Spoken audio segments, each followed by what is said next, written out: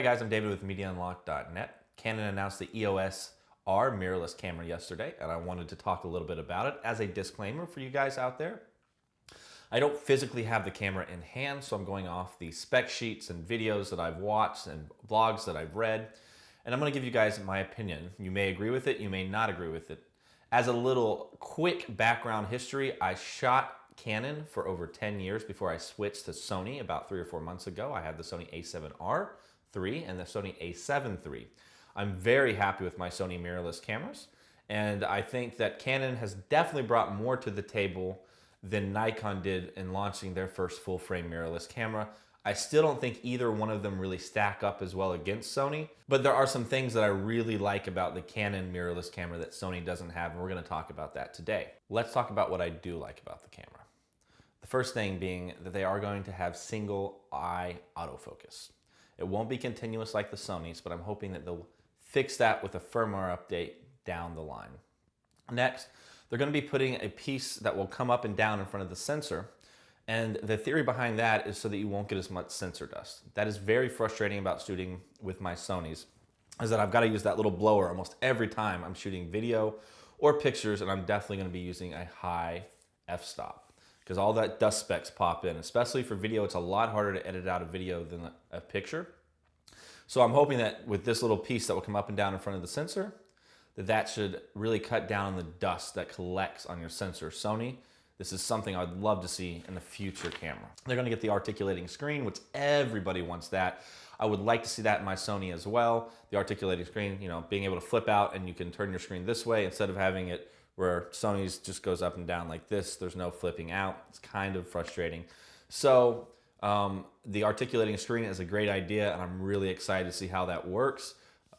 Anybody else out there in the Sony world, we'd love to have one of those on our cameras as well. Next are the adapters. They come out with 3 different adapters. One allowing you to put your old Canon glass or EF Canon glass to R, which is going to be fantastic for people that do buy this mirrorless camera. They can still use the Canon glass they have now. A second one will actually have a programmable ring on it, and you'll be able to maybe set up ISO, shutter, aperture, and be able to change those settings much quicker. I'm interested to see how that works, if it really does help with the workflow. It's an interesting theory and thought. And then the third one, the third adapter I think is one of the coolest ones. You can actually put in filters, and they will go actually behind the lens in front of the sensor, so you'll get a super clean shot compared to if you actually had to screw it on in front of the lens. Supposedly flipping it behind the actual lens works much better for clear, less color contrast, all that kind of stuff. So again, it's an adapter that you'll just put your filter into. Now it is going to be an added expense because you're going to have to get specialized filters to go into that adapter, but I really think that's cool. You're going to get Canon log. I really am excited about that. It's very similar to Sony's S-Log. It gives you a very flat profile, so when you go into post and you start editing your video, you're able to bring those colors in and make them pop a lot more than just using your standard creative style. I'm really excited to see that Canon log is going to be on this camera. And then the last thing I'm really excited about is silent shooting. Now, I think that's going to be really big for wedding photographers. I don't know if Nikon offered this on their Z6 and Z7, but this is one thing I really do like from my Sony is the silent shooting, and I think it's fantastic. So those are the things I like about the Canon EOS R. Let's talk about the things I'm a little upset about. The first thing is we are getting 4K, but it's only at 30p. I would have liked to seen 60p. The second thing is 1080p at 60p. I definitely think they should have put 120 frames per second at 1080p, but you have to go all the way down to 720p to get 120 frames per second. I understand they're just trying to protect their cinema line, their C100, C200, C300. The problem is that I think they could lose customers over this because Sony is giving us great video functions where I really think the EOS R just dropped the ball. And I honestly think that Nikon Z6 and Z7 dropped the ball. Both of them are more geared as photography mirrorless cameras than video, than like a hybrid video and photography, where I think Sony has done a great job giving us great video functions, but at the same time giving us great photography functions, where I believe that both the EOS R, the Z6, the Z7, are much more geared towards photography than video. And these days we want both. And that's one thing that Sony has really done well with. Again, 720p at 120 frames per second, but hardly anybody shoots in 720p anymore. And if I wanted to shoot 4K and then I need the 120 frames, stretching out 720p into 4K, you are going to start seeing some pixelation, which is going to be a little frustrating. I can take 1080p at 120 and stress it out to 4K and get away with it. But 720p, that's really a letdown. It's only got 8-bit color depth for video. It will export 10-bit into something like an Atomos Ninja, but only 8-bit straight from the camera. And then the biggest thing that Canon dropped the ball on, and again, a lot of these squabbles or issues that I have with the specs on this Canon EOS R are video related, is that it didn't give us IBIS, in-body stabilization. They're going to use the Canon Image Stabilization on their lenses. The problem is that not all their lenses are going to come with image stabilization. So that's a little bit of frustrating that we're not getting IBIS. I think that's a huge mistake on Canon's side, and I really believe that they should have waited and released this camera once they had that. But hopefully we'll see that in later iterations of their mirrorless line. And the last thing is it has really low frame rates. They claim 8, but from what I gather shooting full RAW, you're getting about anywhere from 3 to 5 frames per second before the buffer kicks in. That's a little bit frustrating as well. I'm easily getting 9 frames per second for 10 seconds straight with my Sony a7R and Sony a7 III, which I really, really like.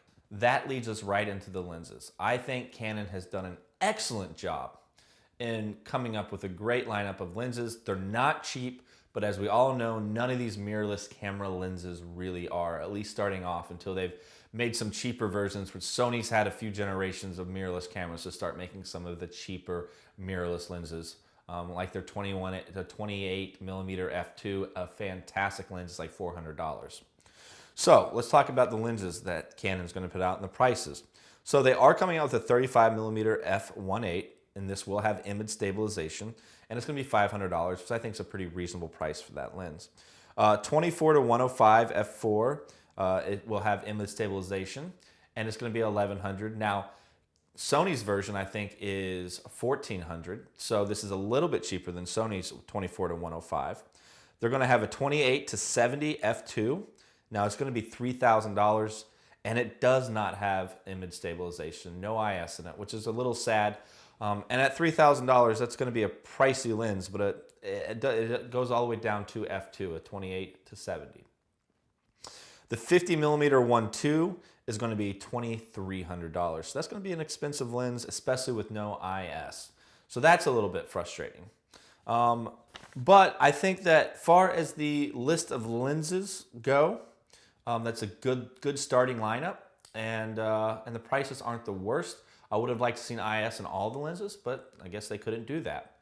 Now, a few other things to mention. The camera body is going to be $2,300.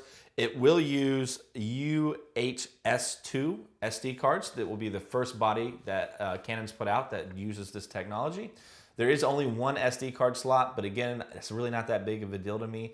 I know as a wedding photographer, it should be a bigger deal, but I shot so many weddings for so long with just a single card slot before the new technology came out and they started putting 2 card slots and everything, that it's really not a huge deal to me. Of course, I would like 2 card slots, but I only get one. The USB charging will not do direct charging into the camera. You'll actually have to buy an adapter, which I think is a little weird and frustrating. When I'm shooting with my Sony and we're doing live videos, we just plug it into the wall, into a little USB thing in the wall, and we just keep the camera charging while we're doing live videos. That way it won't cut out in the middle of a live video. I would be kind of frustrated if I had to buy an adapter for my Sony so that I could charge the camera's battery, which is a little frustrating. And then the last thing to mention is it does have the same sensor as the 5D Mark IV, which is about $1,000 more. So as a whole, for the price point, it's not the worst camera in the world by any means. I would have liked to see it come in around $2,000, but $2,300 is not the worst thing. And I think that it is better than its competitor, which would be the Nikon Z6. I definitely don't think it stacks up very well against the A7 III.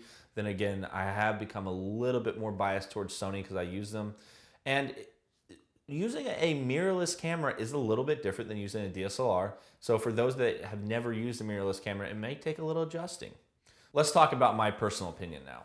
I think that Canon has made a really good mirrorless camera on paper.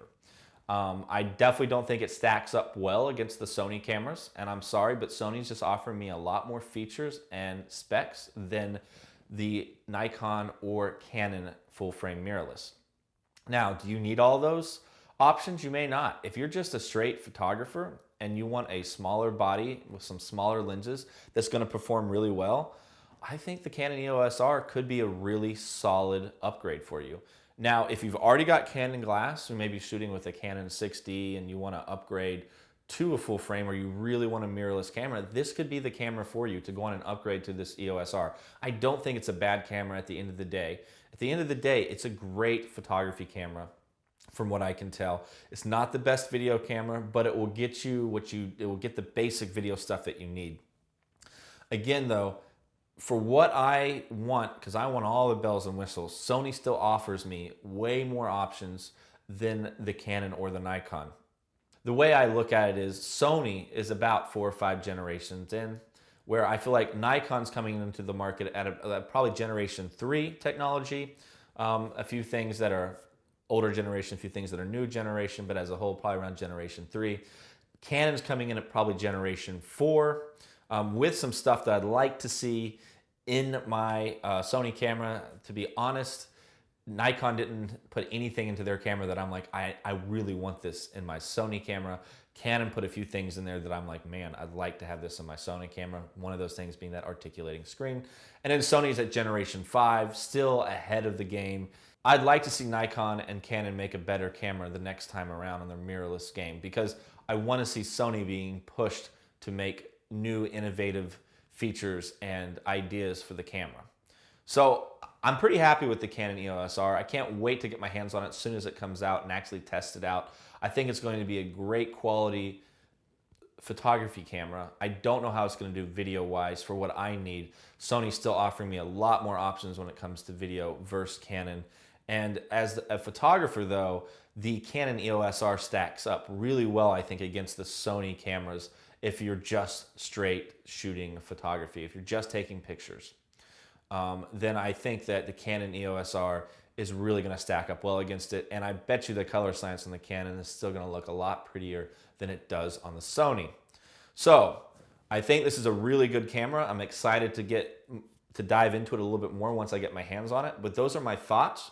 If you made it this far, I guess I didn't frustrate you too much, because I know a lot of people are not going to like my opinions on this video, but it's what it is. It's my opinion. You know, none of this is fact. This is just where I'm coming from as a mirrorless shooter from Sony. And I tried to be unbiased, but I probably am a little biased towards Sony cameras. So you guys have a great day, and we'll catch you next time. You guys have made it this far. If you want to check out our newest video, it will be right here. If you want to check out the product, it will be down here. If you do happen to click on it and purchase it, it does give us a little bit of commission, and that helps me a lot keep making these videos. And of course, guys, right down below, go and leave a comment, hit that subscribe button, follow along. We'll catch you next time.